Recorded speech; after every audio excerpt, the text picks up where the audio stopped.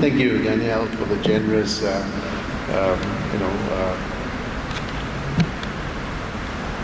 I want to start off with, I think it's a very interesting discussion that we had for the first three. And Country Sulaiman spoke about the history of poverty policy formulation in Malaysia. And then we had Country Noorul that complemented that with a lot of macro data, really up-to-date data. I'm going to talk to her to see if I can get the data. It's really up-to-date, very difficult to get good data in Malaysia. And I think it's excellent that she's got the data across the different regions and hopefully, a lot of the data from different ministries, and she highlighted some of the challenges. And Prof. Jomo spoke about poverty measurement and this fetish for a multidimensional index. And I agree with him that, poverty is multifaceted and it's difficult to put it in one index. And there are many tangible and intangible features of poverty. And also it's context specific and regional specific. I'm going to come down to, from the 30,000 level of what poverty is, to come down to actually what do people face on the ground. And perhaps maybe address some of the issues of multidimensional poverty with a different perspective of how do we measure them at the ground level. And here I'm going to use I believe Country Noorul and others spoke about, touched on urban poverty. And this is a major reality for many of us. I think in the 70s we had a lot of rural poverty, and we know what happened in the rural areas. Many of them moved out to the urban areas. We saw a lot of urban squatters, and we saw then many projects that emerged where many of them were relocated into urban locations, and we saw the emergence of urban poverty. So I want to talk about how do we have it, look at poverty from a different lens. And it touches on some of the aspects of what Prof. Jomo mentioned, that we cannot just look at it from a monetary perspective. We've got to look at it from a much more broader perspective. And we've been thinking about a more values-driven development model as opposed to a more economic, you probably are familiar with the return on investment type of model where how much money you put in, how much GDP and income levels that we generate. But this gives you a much more broader perspective. But I want to take you to the case studies that actually made us think really hard on what poverty is on the ground. We looked at Desa Mentari, which is just, how many of you all know where Desa Mentari is? Put up your hands. Okay, maybe 30%. It's 2 kilometers away from Sunway city. And I encourage all of you all to go out there. If you want to go, we do regular visits there, so you can join us to see what Desa Mentari is in terms of urban poverty. And it's actually a very noble thing that the state government did to relocate people, particularly the urban squatters, to many of the better housing. And it is primarily for people who are in the bottom 40%, is what we call. But what we saw was that while the idea was rather noble, we saw that many of the projects were very similar to what we see in many developed countries, where the maintenance and the level of poverty actually perpetuated further. So what we started doing is that let's use the Desa Mentari as a way to understand urban poverty from a multifaceted perspective, as what Prof and others were mentioning, that it's multidimensional. Some of it is tangible and intangible. But we also spoke about public-private community partnership. And here we have a university that is 2 kilometers apart, a smart city, and how do we essentially play a key role in contributing to the development of this Desa Mentari community. So we wanted to see how we can learn as an academic institution, as we have a lot of students out here, researchers. It's a fantastic platform for us to have a window into this urban poverty. And this is what the community is. There's about 26,000 residents that are living there, close to 5,000 to 6,000 families, and almost a year and a half we've been working with them.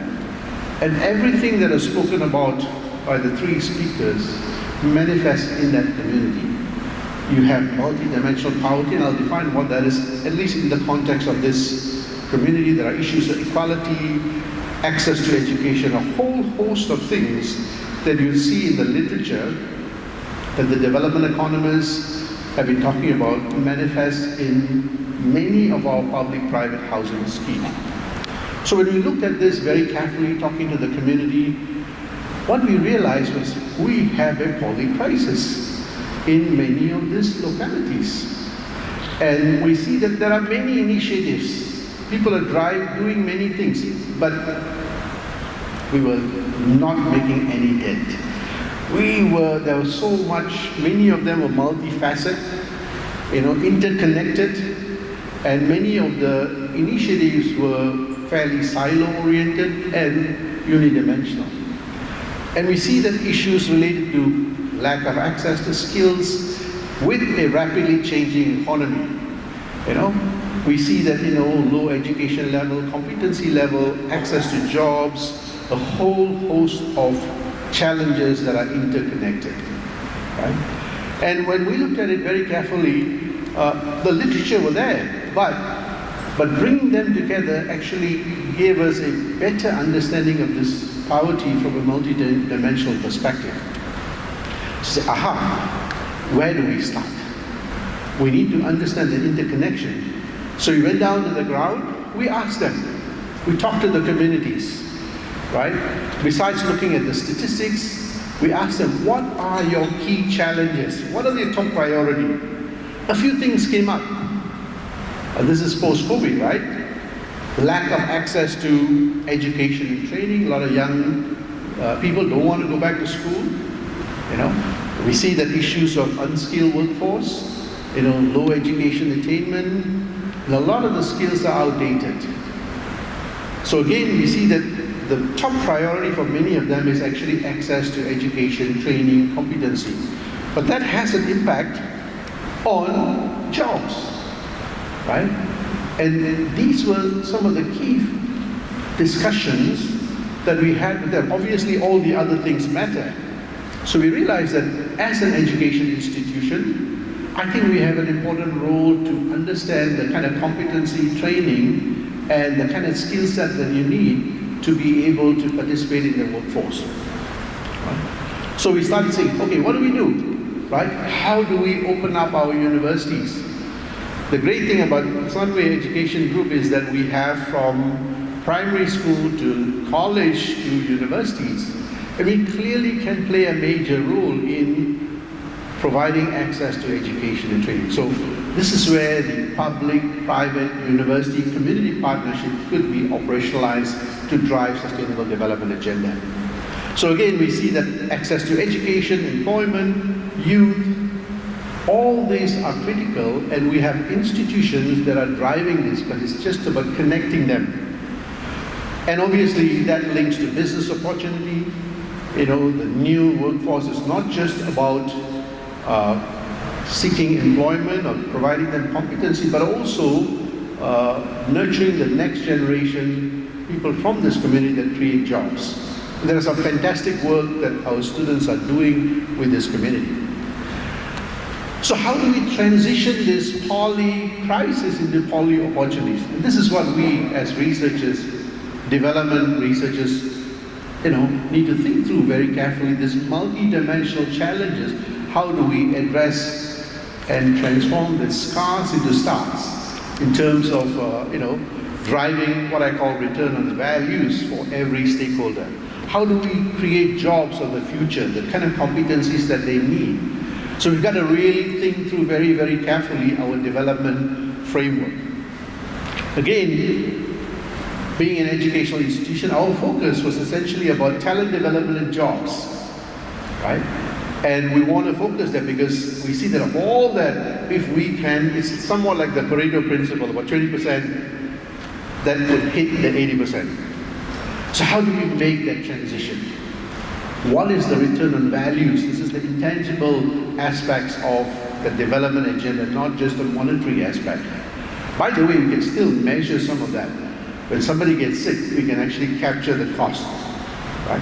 How do we generate that return on value? And this is where the focus of the university institution on the ground is education, training. We have to think through what is it that would work for them, where somebody doesn't have primary education or SPN. How do we bring them into the workforce? It challenges universities, educationists in terms of the kind of competencies that are needed.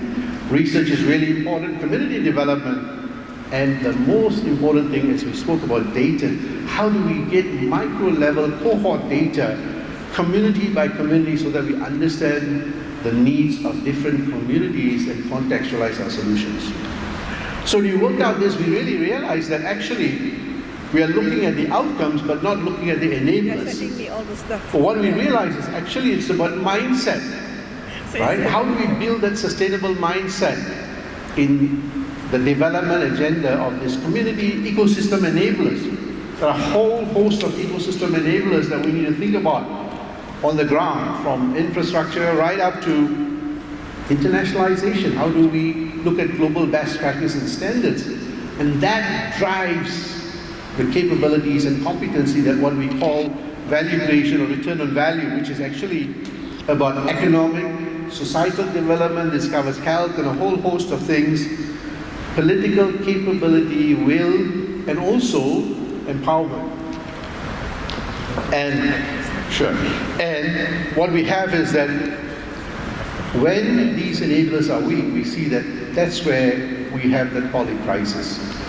And our focus here is essentially how do we strengthen the enablers that drive education, competency, and so on. So again, a lot of our work now on the ground is actually working with the communities to tailor-make training programs for these communities who may not have SPM, or what we call, some of them don't have primary education. So we got our students to actually go down to the ground and work with them, mentor them, learn a whole host of, we have almost 1,000 students on the ground per year with researchers working with this community, learning from this community, developing solutions, right? Again, here are some of the kind of work that they do with primary school kids, kindergarten kids, to really shape and transform the mindset of sustainability, right? Here are some of the themes that we are working on in terms of kind of equity, but from a more multidimensional perspective. Outreach, building trust is so important with this community, right? Working with them, looking at some of the solutions that they need. You'll see that some of the issues of social cohesion, harmony, all these come under pressure when the economic fabric is weak. Here are some of the things that we started attracting attention from around the world, others that are doing similar work that want to support, bring in resources. Again, recently we had quite a number of people from around the world that had similar challenges that want to share best practices. So what are we doing? It is a long haul agenda, but we need to think through the ecosystem very, very clearly. So we're looking at things in water. How do we work with them to, address issues of water? We have a fantastic urban farming. How do we transpose that knowledge to this community? A lot of skills development with the community as a university, as a college, as a education group. How do we play a key role in this transformation? We have a workshop that we are coming on Khazanah for them, to be able to nurture the next generation leaders from there. A lot of work that we're working with industries to match the competency and skills. On one hand, you see that firms are saying we don't have jobs, we don't have workers. The other hand, there's lack of jobs. How do we bridge the two? Again, working with Sunway group. But the most important thing is the partnership, right? With universities, institutions on the ground, industry, civil society, and government. This will not be able to be done without the partnership. That's how we drive from poly crisis to poly opportunities and drive that value creation. We need to take an ecosystem approach. Thank you very much.